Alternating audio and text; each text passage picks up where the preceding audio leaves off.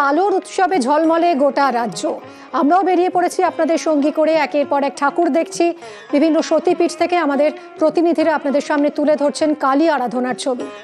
সতীপীঠ, শক্তিপীঠ, তন্ত্রপীঠ, তারাপীঠে এই তিন মতের সমাগম। রীতি মেনে তারাময়ীর আরাধনা। সরাসরি আপনাদের তারাপীঠে নিয়ে যাব। প্রতিমাকে স্নান করিয়ে রাজবেশে মঙ্গলারতি হয় এখানে। ছোলা, মুরকি, ফল, শরবতে শীতল ভোগ দেওয়া হয়। দুপুরে শোল মাছ আর মাংসে অন্নভোগের পর বন্ধ গর্ভগৃহ। সন্ধে ধূপধুনো বৈদিক মন্ত্রে পুজো পাঠ। পুণ্যতিথিতে সরগরম পুণ্যভোগ।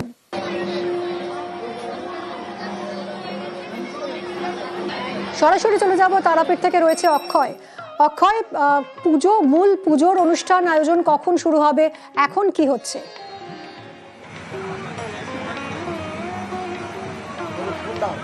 দেখো, তোমাকে জানিয়ে রাখি, এই মুহূর্তে আছে আমি তারাপীঠ মহাশ্মশানে। এই তন্ত্রপীঠ তারাপীঠে এই মহাশ্মশানে সাধক বামদেব মা তারার দর্শন পেয়ে সিদ্ধি লাভ করেছে, তেমনটাই কথিত আছে। তারাপীঠে এই যে কালী পুজো, এই কালী পুজোর রাত্রে তন্ত্র সাধকরা এই রাতকে বেছে নেন তন্ত্র সাধনার জন্য। সেই মতো একটু ছবিটা দেখাবার চেষ্টা করব যে তারাপীঠ মহাশ্মশানে যারা তন্ত্র সাধক আছে তারা প্রত্যেকেই তন্ত্র সাধনায় মেতে উঠেছেন, এবং যারা সাধারণ পুণ্যার্থী সেই সমস্ত পুণ্যার্থীরাও এই তারাপীঠ মহাশ্মশানে আসেন। এই সমস্ত যে হোমযজ্ঞ জ্বলে উঠেছে তারাপীঠ মহাশ্মশানে, অনেকের পরিবারে অশুভ শক্তি নেমে আসে এবং এই কালী পুজোর রাতে তারা পুজো অর্চনা করলে তাদের শুভ শক্তি, শুভ সংবাদ আসে। সেই আশাতেই তারা তারাপীঠ মহাশ্মশানে ছুটে আসে। এবং এই মুহূর্তে আমরা একটু কথা বলার চেষ্টা করব তারাপীঠের যে মহাশ্মশান, সেই মহাশ্মশানে এক যে তান্ত্রিক এই মুহূর্তে যে তন্ত্র সাধনা করছেন তার সাথে কথা বলবো যে আজকের এই কালী পুজোর রাতে কেন যারা তন্ত্র সাধক আছে তারা তন্ত্র সাধনার জন্য মেতে ওঠেন সেই নিয়ে একটু কথা বলবো যে এই কালী পুজোর রাতকেই তান্ত্রিকরা তন্ত্র সাধনার জন্য কেন বেছে নেন। আজকে হচ্ছে দীপান্বিতা অমাবস্যা, শুভ দীপান্বিতা অমাবস্যা, জম অমাবস্যা।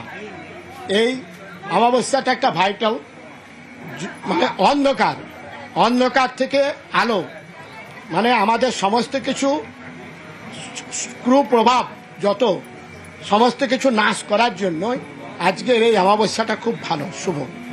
মানে আজকে যত আমাদের মধ্যে খারাপ জিনিস আছে সেগুলোকে নাশ করে ভালো আলোর দিকে আসার জন্য, আলোক অমাবস্যা বলে। এই অন্ধকার থেকে আলোর দিকে আসার জন্য আজকে আলোক অমাবস্যা, মানে মৃত্যু থেকে বেঁচে জীবনে ফিরে আসার জন্য এই অমাবস্যাটা হচ্ছে আলোক অমাবস্যা, শুভ দীপান্বিতা। সাধক বামদেবও তো তন্ত্র সাধনা করে মা তারার দর্শন পেয়েছিলেন, এবং সেই বিশ্বাস রেখেই কি আপনারা এই তন্ত্র সাধনা করে? অবশ্যই সেই করে বামদেব সিদ্ধি লাভ করেছে, এবং বহু সাধক এখানে, প্রত্যেক সাধককে তান্ত্রিককে এখানে আসতেই হবে, কারণ এখানে পঞ্চমুণ্ডীর আসনটা এখনো জাগ্রত। এই আসনে বসে মানে 1 লক্ষে 3 লক্ষ জপ করলেই সে সাধনায় সিদ্ধি লাভ করবে। ভারতবর্ষের মধ্যে তন্ত্রপীঠ হচ্ছে 2টো, এক কামাখ্যা, 2 তারাপীঠ।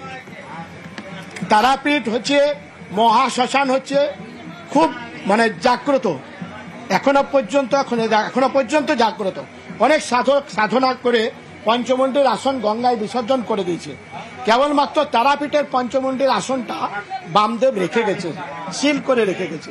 এই জন্যই তারাপীঠে, এবং আরেকটা ব্যাপার হচ্ছে তারাপীঠে সব সাধনা হয়। এই যে আমরা বসে আছি না, এর নিচে সব আছে, সবের ওপর বসে সাধনা করা হয়, এবং সব থেকে শ্রেষ্ঠ হচ্ছে সব সাধনা। ওই জন্যই এখানে সমস্ত তান্ত্রিক জ্যোতিষীরা ছুটে আসে, কারণ এখানে সাধনাটা খুব তাড়াতাড়ি হয় এবং যে কোনো কাজ এখানে সিদ্ধ হয়, হটলাইন যাকে বলে। এই মুহূর্তে সরাসরি আপনাদের তারাপীঠের ছবি দেখাচ্ছি। তারা মায়ের বন্দনা শুরু হয়েছে তারাপীঠে।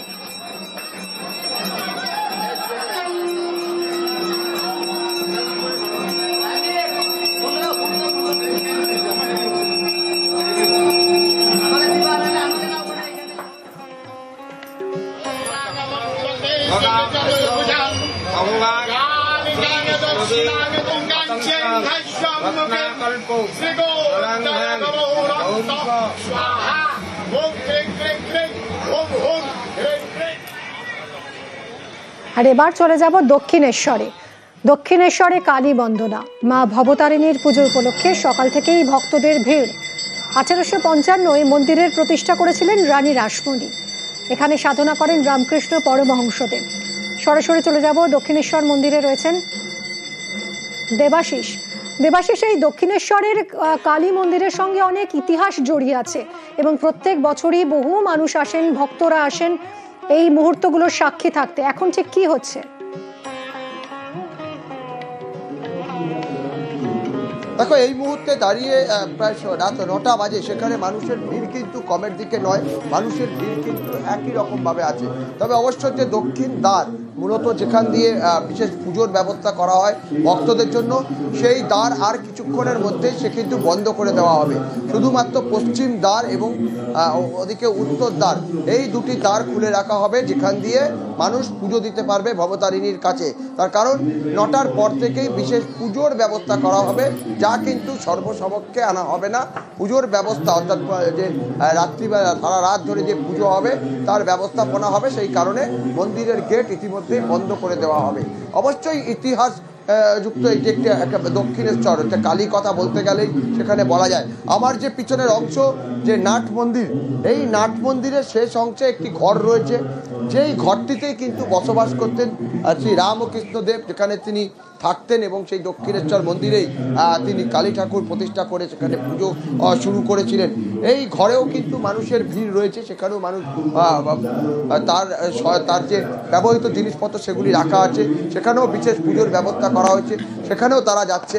ফলে এই মুহূর্তে বিশেষ পুজো রাত্রি 10:30 11টার পর থেকে যে ঠাকুরের ভবতারিণী আজকে দীপান্বিতা অমাবস্যা, সেই অমাবস্যার যে পুজো, সেই পুজো শুরু হবে।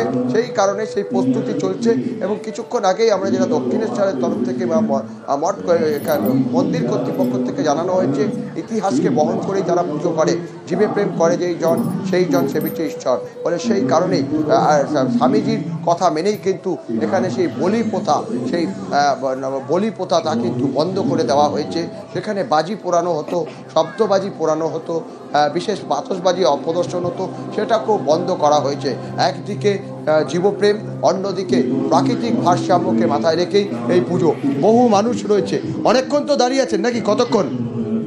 তাও আধ ঘন্টা। আধ ঘন্টার উপর দাঁড়িয়ে রয়েছেন। এবার অনেকটাই ফাঁকা আছে। আর কি কি প্ল্যান সারাদিন আজকে তো এখানেই প্ল্যান আছে। হ্যাঁ, এখানেই। এটা কি প্রথমবার? হ্যাঁ, আমি অনেক দিন ধরেই ভাবি যে আমি দক্ষিণেশ্বর মায়ের পুজো দেব, তো উপবাস করে থাকি, তো এবার সেই কারণে আমার আশা হয়ে ওঠে না যে এত ভিড়ে আমি কিভাবে দেবো। এবার অনেকটা ফাঁকা আছে। অবশ্যই অনেকে রয়েছেন যারা আগেও এসেছিলেন, আগে তো আপনি আসতেন, মানে এটা প্রথম নয়। যারা নতুন নতুন আসছে তাদের কি পাওনা রয়েছে বাকি? মায়ের কৃপা, আশীর্বাদ। আজকের দিনটা তো ওই জন্যই বিখ্যাত। সারাদিন মায়ের পুজো করার পর মায়ের সম্মুখ দর্শন হবে।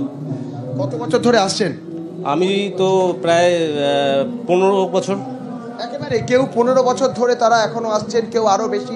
এমনকি আমরা যখন সন্ধ্যাবেলা কথা বলছিলাম, দেখছিলাম রাজ্যের বাইরে থেকে বহু মানুষ কিন্তু দক্ষিণেশ্বরের এই মন্দিরে পুজো দেখতে তারা এসেছেন। তারা হয়তো কোথাও কোথাও রয়েছেন, তারা সারা রাত ধরে এখানে পুজো দেখবেন। তারপর আগামীকাল সকালবেলা তারা ভোগ গ্রহণ করে তারপরে তারা মন্দির ছেড়ে যাবেন অন্যত্র। তবে মানুষের ভিড় যা কথা বলছে তা একদমই দেবাশিস, তোমার সঙ্গে আবারও আমরা ফিরে যাব, দক্ষিণেশ্বরের পুজো দেখব।